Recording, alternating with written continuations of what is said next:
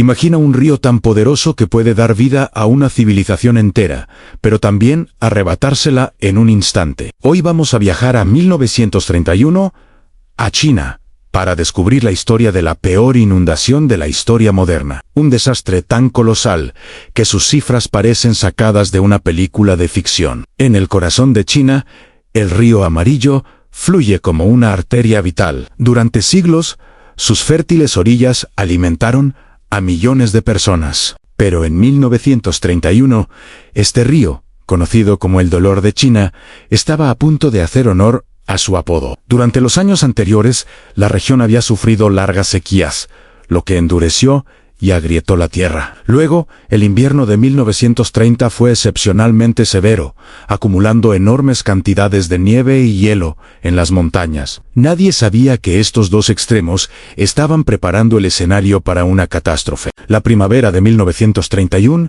llegó con lluvias torrenciales, derritiendo la nieve y el hielo a una velocidad alarmante. Pero eso fue solo el comienzo. El verano trajo consigo una actividad de ciclones sin precedentes. No uno ni dos, sino 7 ciclones azotaron la región solo en el mes de julio. La lluvia era constante, implacable. Los campesinos, acostumbrados a los caprichos del clima, veían cómo los arroyos se convertían en ríos y los ríos en mares furiosos. El suelo, ya saturado, no podía absorber ni una gota más.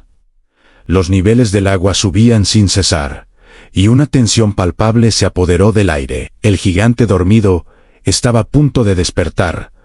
La noche del 25 de agosto, el silencio se rompió. Un estruendo ensordecedor, como el rugido de 1000 leones, resonó en la oscuridad. El río Amarillo había roto sus diques cerca del lago Gayu. No fue una simple fuga, fue una explosión. Una pared de agua y lodo, de varios metros de altura, se abalanzó sobre las aldeas dormidas. Las frágiles casas de adobe se desintegraron en segundos, arrastrando a sus habitantes en un torbellino de escombros y desesperación. Lo que comenzó como una grieta en un dique, se convirtió en una ola de destrucción que avanzaba a una velocidad aterradora, borrando del mapa todo a su paso. La pesadilla apenas comenzaba. El desastre no se limitó a un solo río, el Yangtze, el río más largo de Asia, y el río Huai.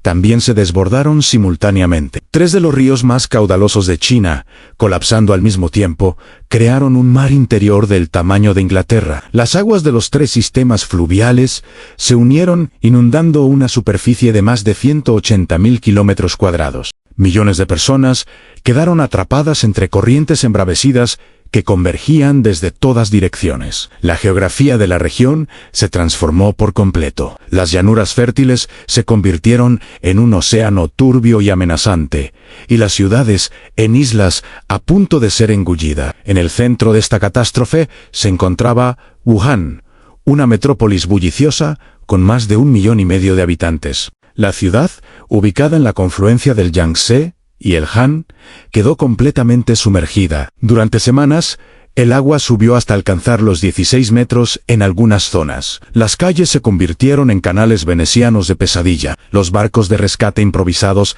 navegaban entre los techos de los edificios de varios pisos. Escuelas, templos y mercados históricos desaparecieron bajo una capa de agua marrón que se extendía hasta donde alcanzaba la vista. La vida se detuvo. Wuhan, una de las ciudades más importantes de China, se había convertido en una ciudad fantasma, una Atlántida moderna y trágica. El agua no solo destruía, también era un portador silencioso de muerte. Los cadáveres de personas y animales flotaban por todas partes, descomponiéndose y contaminando el suministro de agua. Enfermedades como el cólera, la fiebre tifoidea y la disentería se propagaron a una velocidad alarmante, cobrándose más vidas que la propia inundación inicial. La comida se volvió el bien más preciado. Las cosechas estaban arruinadas, los almacenes inundados. La gente comía cortezas de árboles, hierbas o cualquier cosa que pudieran encontrar. La hambruna se extendió como una plaga invisible,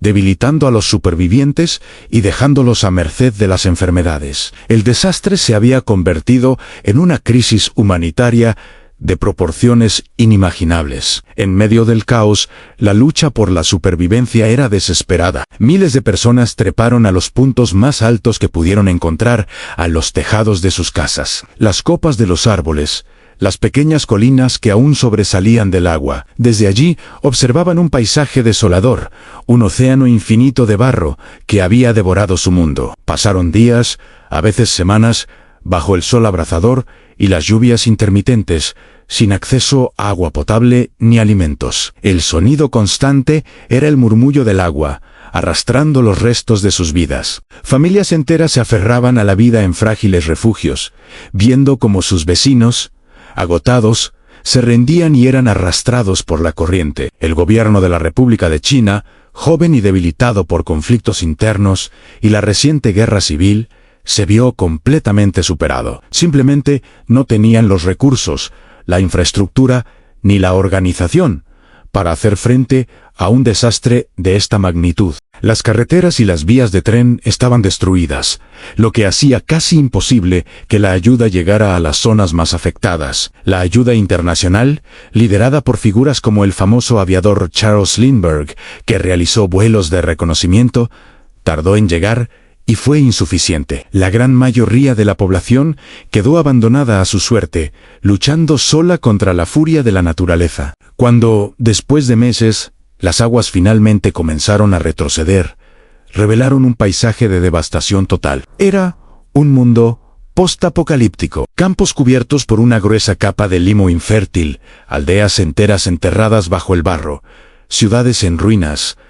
El olor a descomposición impregnaba el aire. La tarea de contar a los muertos fue imposible. Las estimaciones oficiales iniciales hablaban de cientos de miles, pero los estudios posteriores sugieren una cifra mucho más aterradora. Se calcula que entre 1 y 4 millones de personas perdieron la vida, ya sea ahogadas, por enfermedades o por la hambruna posterior. Se convirtió, sin lugar a dudas, en el desastre natural más mortífero del siglo XX y la peor inundación documentada de la historia. Hoy, la inundación de 1931 es una herida profunda en la memoria colectiva de China. Sirvió como una llamada de atención brutal sobre la necesidad de controlar sus poderosos ríos. Desde entonces se han construido gigantescas presas, como la de las Tres Gargantas, y sistemas de diques mucho más sofisticados. Pero el río Amarillo sigue siendo una fuerza impredecible. La historia de 1931 permanece como una advertencia eterna sobre el poder destructivo de la naturaleza cuando se la subestima. Un recordatorio de que, aunque la tecnología avance, siempre seremos vulnerables ante la furia del planeta. El río que da la vida nunca olvida el día en que se convirtió en un océano de muerte. Gracias por acompañarnos en este viaje a uno de los capítulos más oscuros de la historia moderna. Si te ha impactado esta historia, no olvides darle a like, suscribirte y activar la campanita para no perderte nuestros próximos videos. Hasta la próxima.